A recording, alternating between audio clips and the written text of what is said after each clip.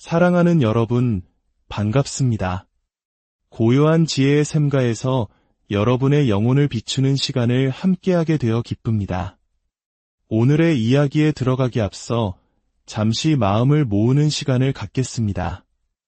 이 메시지가 여러분의 마음에 울림을 준다면 주변의 소중한 이들에게도 이 은혜를 나누어 주시길 바랍니다. 하나님의 말씀을 전파하고 그 사랑을 나누는 것 또한 우리가 드릴 수 있는 귀한 믿음의 발걸음입니다. 이 음성을 듣는 모든 분들의 삶과 가정 위에 주님의 평강이 가득하기를 기도합니다. 자, 이제 스스로에게 한번 질문을 던져볼까요? 지난 한 주간 여러분의 영적인 발걸음은 어디를 향하고 있었나요? 하나님께서 여러분의 삶을 위해 예비하신 그 목적지를 향해 나아가고 있었습니까?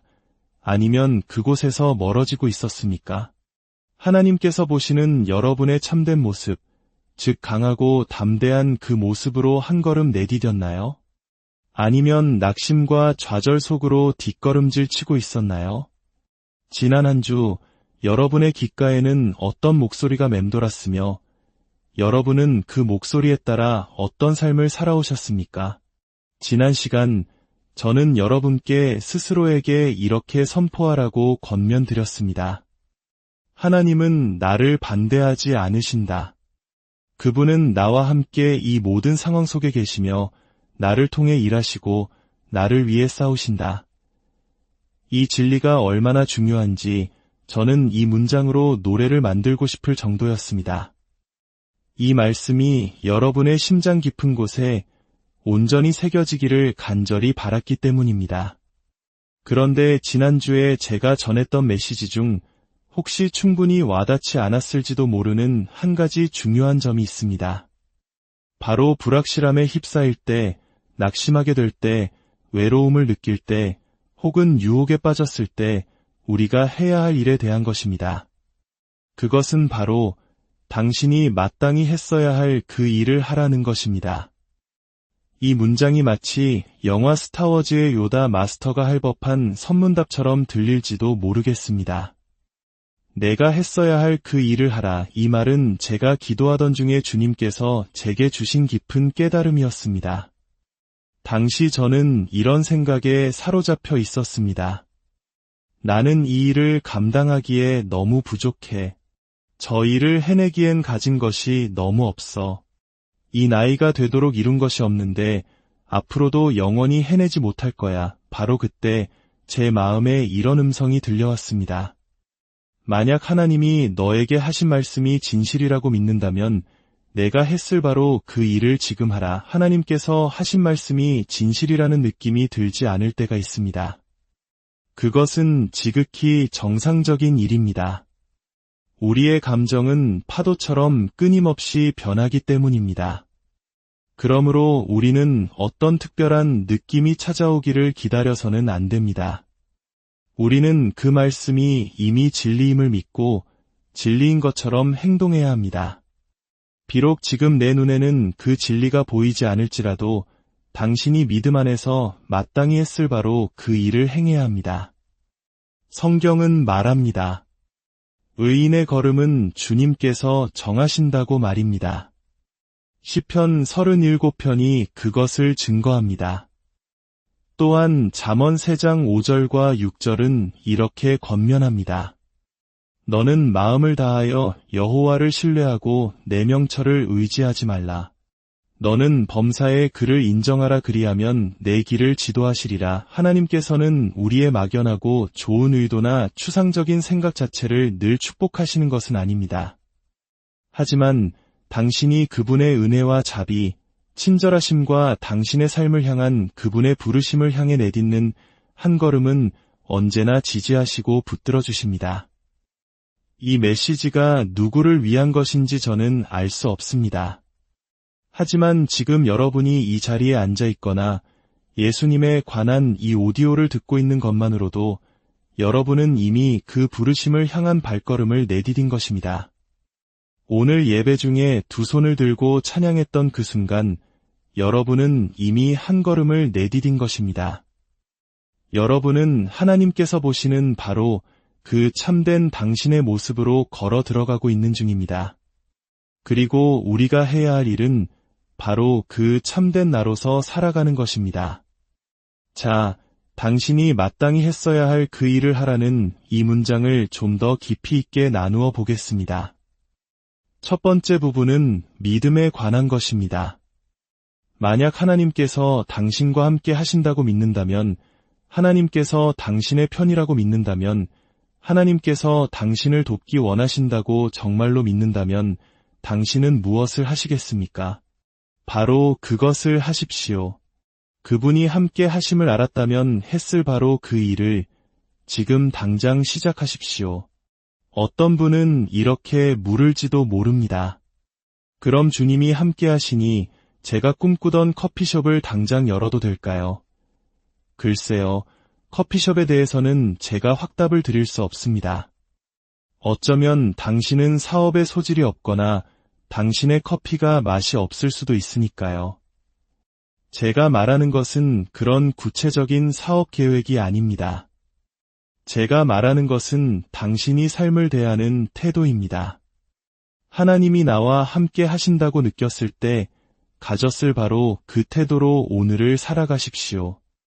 어색한 모임에 가면 마치 비디오 게임 속의 비주인공 캐릭터처럼 제자리에서 펄쩍펄쩍 뛰는 신용을 한다는 어떤 이의 이야기는 참 흥미롭습니다. 어색하게 가만히 있는 것보다 그게 낫다는 것이죠. 심리학에서도 비슷한 이야기를 합니다. 우리가 자신감 있는 자세를 취하거나 일부러 미소를 짓는 것만으로도 우리의 뇌는 속아서 더 긍정적인 기분을 만들어낸다고 합니다. 때때로 저도 여러분 앞에서 말씀을 전하기 전에 일부러 미소를 지으며 얼굴 근육을 움직여 봅니다. 여러분을 사랑하는 마음이 있어야 이 자리에 설 수 있기에 제 모습이 먼저 여러분을 사랑하는 것처럼 보여야 하기 때문입니다. 어떤 사람들은 그것을 가식적인 미소라고 할지 모릅니다. 아닙니다. 그것은 믿음의 미소입니다.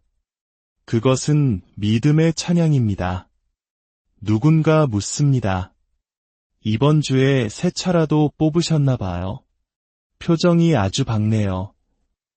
아닙니다. 제 차는 지금 정비소에 있고 브레이크 패드는 2주 전에 다 닳아버렸습니다. 하지만 이것은 믿음의 찬양입니다. 아, 그럼 모든 일이 어떻게 해결될지 다 아시는군요. 자녀가 결국 좋은 길로 갈 것이라고 확신하시나요? 원하던 대학에 합격할 것을 아시나요? 아니요, 그런 느낌은 전혀 없습니다. 하지만 저는 믿음으로 그 미래를 향해 한 걸음 내딛고 싶을 뿐입니다. 이것이 제가 당신이 마땅히 했어야 할 그 일을 하라고 말하는 첫 번째 의미입니다. 느낌이 없더라도 믿음으로 행동하십시오. 하나님이 함께 하신다는 그 느낌이 들었더라면 했을 바로 그 일을 믿음으로 행하십시오. 이제 문장의 두 번째 부분을 살펴보겠습니다. 당신이 마땅히 했어야 할.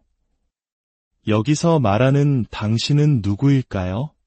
그것은 세상의 기준과 낙심에 찌든 당신이 아닙니다. 우리 안에는 적어도 2명의 나가 존재합니다. 오늘 이 자리에 앉아있는 여러분 안에도 여러 명의 나가 있습니다. 한 주 동안 세상 속에서 마주했던 수많은 상황 속의 나들이 오늘 모두 이 자리에 나왔다면 아마 이 공간은 발 디딜 틈도 없었을 겁니다. 그렇지 않습니까? 우리는 선택해야 합니다. 하나님께서 부르시는 강하고 담대한 나로서 행동할 것인가? 그 참된 나는 무엇을 할까요? 바로 그것을 하십시오. 더 관대한 사람이 되고 싶다고 생각하십니까? 그렇다면 오늘 무언가를 나누십시오. 관대한 당신이라면 했을 바로 그 일을 하십시오. 우리가 언뜻 마주치는 바로 그 나, 하나님께서 강하고 담대하며 지도자라고 부르시는 바로 그 나 말입니다. 이기심을 버릴 수 있는 나, 모든 것을 다 이해하지 못해도 믿음으로 전진하기 위해 주님을 신뢰할 수 있는 나, 바로 그 나로서 행동해야 합니다. 삶의 문제에 갇혀 마비된 듯하고 낙담했을 때 당신은 참된 나라면 했을 그 일을 하는 법을 배워야 합니다. 원하는 모든 것을 하기에 자원이 부족할 때 더 많은 자원이 있었더라면 했을 그 일을 지금 가진 더 적은 자원으로 하십시오. 예수님께서 광야에서 떡 5개와 물고기 2마리로 수많은 사람을 먹이신 기적을 기억하십시오. 그 일을 하십시오. 지금 할 수 있는 그 일에 집중하십시오. 사도 바울은 내가 오직 한 일을 한다고 고백했습니다. 왜일까요? 만약 그가 동시에 5가지 일을 하려고 했다면 모든 것에 낙심하고 결국 전부 포기했을 것이기 때문입니다. 한월로 목사님께서 제게 이런 말씀을 해주셨습니다. 자네처럼 젊었을 때 내가 가장 좋아했던 성경 구절은 내게 능력 주시는 자 안에서 내가 모든 것을 할 수 있느니라였네. 하지만 이제 65이 된 지금 나의 구절은 내가 오직 한 일이라네. 이것이 바로 지혜입니다. 압도당하지 않고 집중하는 법을 배우는 것입니다. 성경 속 여호수아와 이스라엘 백성들은 바로 그 일을 하고 있습니다. 이전 세대가 두려워서 하지 못했던 바로 그 일을 그들은 해내고 있습니다. 그리고 여러분도 마찬가지입니다. 우리는 하나님께서 우리를 얼마나 멀리까지 인도하셨는지 충분히 인정하지 않을 때가 많습니다. 성령님께서 우리를 얼마나 강하게 하셨는지 충분히 감사하지 않습니다. 저는 여러분이 교만해지기를 원치 않습니다. 하지만 저는 여러분이 찬양하기를 원합니다.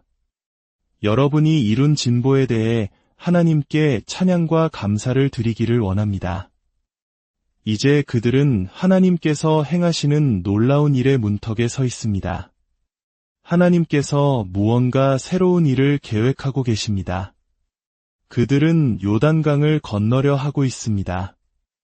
그런데 주님께서는 이전 세대가 홍해를 건넜을 때와는 매우 다른 방식으로 이 일을 행하십니다.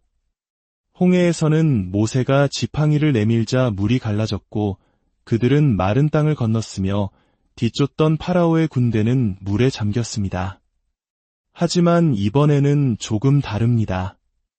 하나님께서는 이 시대의 여러분에게도 조금 다른 방식을 요구하실지 모릅니다.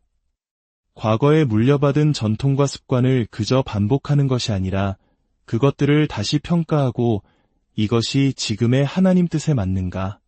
지금 나를 부르시는 그분의 부르심에 합당한가? 라고 묻기를 원하십니다. 때로는 이전 시기의 어떤 것들과 작별하고 새로운 한계를 받아들여야 함을 의미합니다. 중요한 것은 계속해서 앞으로 나아가는 것입니다. 한 걸음 한 걸음 내디딜 때마다 주님은 우리를 더 강하게 하시고 새로운 것을 보여주십니다. 여호수아는 백성에게 사흘 안에 우리가 이 강을 건널 것이다 라고 선포합니다. 아직 여리고 성을 어떻게 정복할지에 대한 구체적인 명령은 받지 못한 상태였습니다. 만약 하나님께서 처음부터 우리는 성벽을 향해 나팔을 불 것이다 라고 말씀하셨다면 그들은 아마 겁을 먹고 돌아서 버렸을지도 모릅니다. 하나님은 우리에게 모든 것을 한 번에 알려주시지 않습니다. 그분은 무엇이 우리를 돌아서게 할지 아십니다. 그래서 때로는 우리를 속이시는 것처럼 보이기도 합니다. 오해하지 마십시오. 하나님이 기만적이라는 뜻이 아닙니다. 그분은 선택적이라는 뜻입니다. 그분은 오늘 우리가 해야 할 일을 하기에 딱 필요한 만큼만 보여주십니다. 이제 그들은 요단강을 향해 걸어갑니다. 눈앞에는 도저히 건널 방법이 보이지 않는 거대한 강이 흐르고 있습니다. 성경 여호수아 3장 15절은 당시 상황을 이렇게 묘사합니다. 요단이 곡식 거두는 시기에는 항상 언덕에 넘치더라. 강물이 가장 불어나고 거센 시기였습니다. 상상해 보십시오. 그 범람하는 강을 향해 걸어가는 백성들의 마음을 말입니다. 그들 앞에는 하나님의 임재를 상징하는 언약궤를 맨 제사장들이 걸어가고 있습니다. 구약시대에는 제사장들의 어깨 위에 하나님의 임재가 있었지만 오늘날 우리에게는 대제사장이신 예수 그리스도께서 우리 안에 성령으로 거하십니다. 우리는 결코 그분의 임재를 떠나지 않습니다. 그분은 나와 함께 계시고 나를 통해 일하시며 나를 위해 싸우십니다. 이 장면은 불확실한 상황 속으로 걸어 들어가는 우리 인생의 모습과도 같습니다. 우리는 종종 흥분과 불안을 혼동합니다.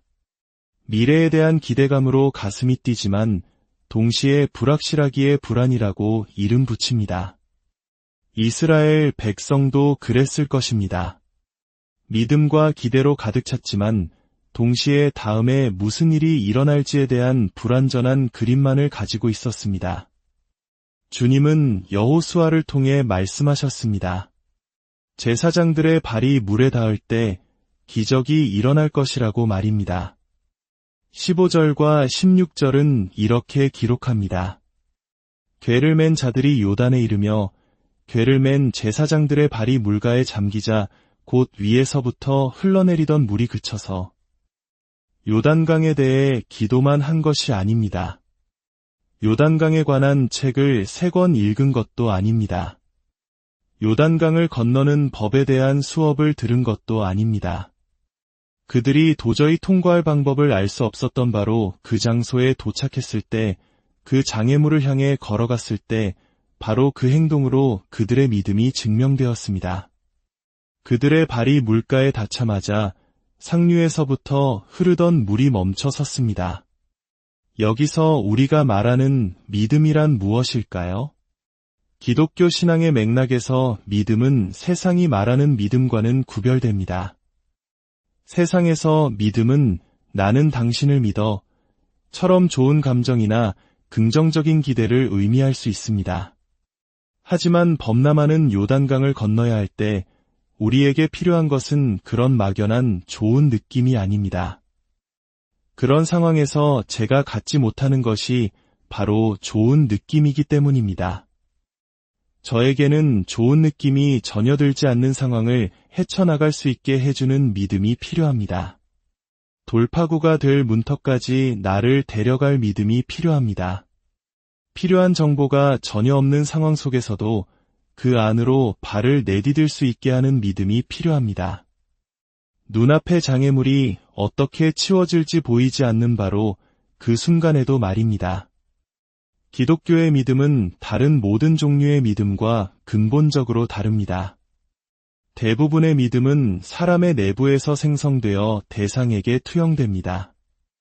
여러분이 오늘 의자에 앉은 것은 그 의자를 믿었기 때문입니다. 하지만 기독교의 믿음은 다릅니다. 오래전 위대한 신앙의 선배들은 믿음의 본질에 대해 이렇게 정의했습니다. 믿음은 너희 자신에게서 난 것이 아니요 하나님의 선물이라. 이것을 쉽게 풀어볼까요? 그 믿음은 당신에게서 나온 것이 아닙니다.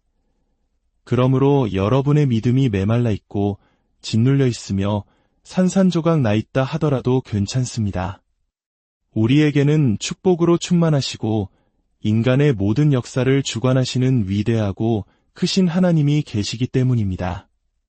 그러니 우리는 이 인생길을 걸어가며 우리 자신의 믿음에 믿음을 두지 않아도 됩니다. 우리의 믿음은 때로 올라가고 때로는 내려갑니다. 하지만 복음의 기쁜 소식은 심지어 나의 믿음조차 나에게서 비롯되지 않았다는 것입니다. 하나님께서는 우리에게 은혜를 주시길 원하십니다.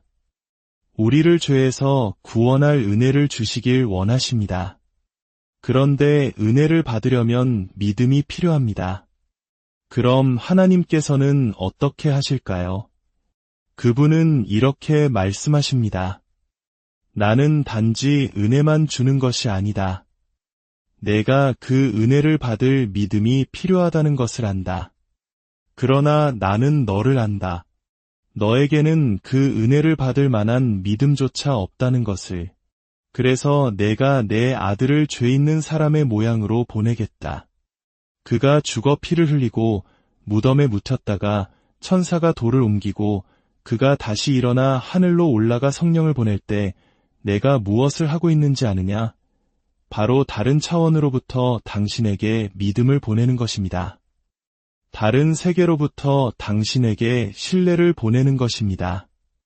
당신에게서 비롯되지 않은 선물을 보내는 것입니다. 만약 그 믿음이 당신에게서 나온 것이 아니라면 그것은 당신에게 의존하지 않습니다. 만약 그것이 하나님으로부터 온 것이라면 그것은 결코 마르지 않을 것입니다. 갈릴리 가나의 혼인잔치에서 포도주가 계속해서 나왔던 것처럼 그 믿음은 계속해서 흘러나올 것입니다. 왜냐하면 하나님께서 우리 삶의 상류에서 이미 무언가를 행하고 계시기 때문입니다. 나의 믿음은 그분으로부터 흘러나옵니다. 은혜는 하나님께로부터 오고 믿음은 나에게서 온다고 생각하지 마십시오. 은혜를 받기 위한 그 믿음마저도 바로 하나님께서 주시는 선물입니다. 그러니 오늘 여러분의 발걸음을 내디디십시오. 감정이 아니라 하나님께서 주시는 그 믿음을 의지하여 그분이 보시는 참된 나로서 마땅히 해야 할 그 일을 행하십시오. 그 첫 걸음을 뗄 때 범람하던 요단강을 멈추셨던 하나님께서 여러분의 길을 여시고 여러분을 통해 놀라운 일을 이루실 것입니다. 주님의 은혜와 평강이 여러분과 함께하기를 간절히